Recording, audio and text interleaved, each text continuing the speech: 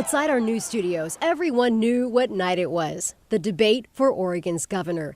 When the candidates arrived, KGW and our partners at the Oregonian were ready.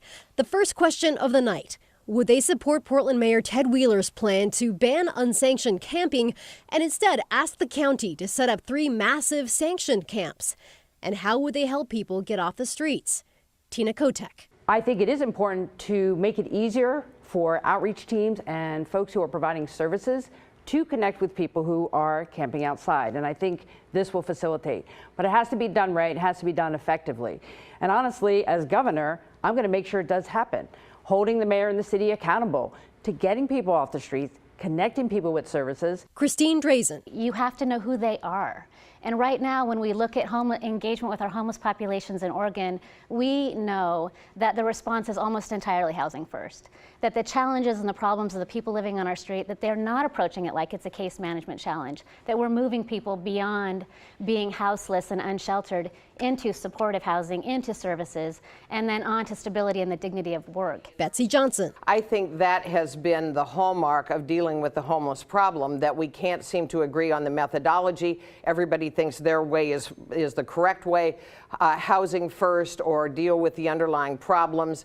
I think that it is imperative that we have metrics to measure our success so that we're not just taking people and moving them from one smaller encampment. KGW asked candidates if they thought we needed more police officers, and if so, how to fill vacancies. Tina Kotek answered first. When people call 911, they need to feel safe and have the right response at the right time. And we do need more officers. And one of the things the state can do is increase the number of classes and trainings that are available so local law enforcement can get new hires through that training in a more efficient manner. The other candidates answered the question in part by first addressing Kotek. Tina Kotek is the original defund the police candidate. She did not support police even when rioters were attacking a police station. It's stunning to me that she would talk now like she supports law enforcement.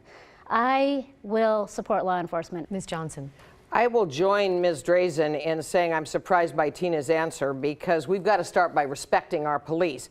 That doesn't mean walking with the rioters or excoriating the police when the riots were happening. Asked if they supported spending Oregon taxpayer money to help people from outside the state access abortions, Drazen said no. Abortion is legal in Oregon, and as governor, it will remain so.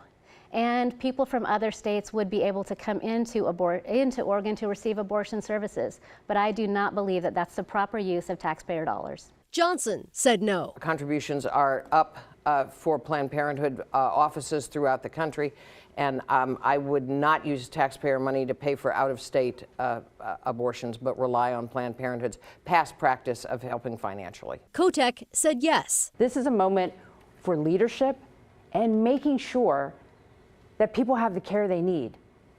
And that might mean using Oregon taxpayer money to help those individuals have the care they need. And I support that because that is the world we live in right now. During the debate, there were some fireworks.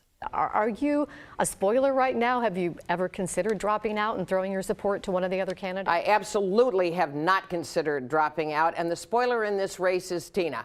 Tina has spoiled a state I love. She spoiled the party that I used to belong to with these outrageously progressive policies. I love this state just as much as she does. We don't need to take a hard right turn to put our state back on track. This, to me, is the issue.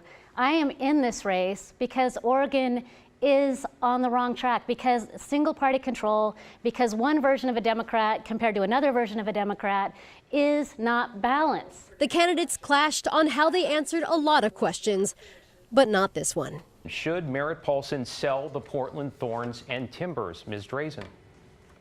Yes. Ms. Johnson. Yes. Ms. Kotek. Yes.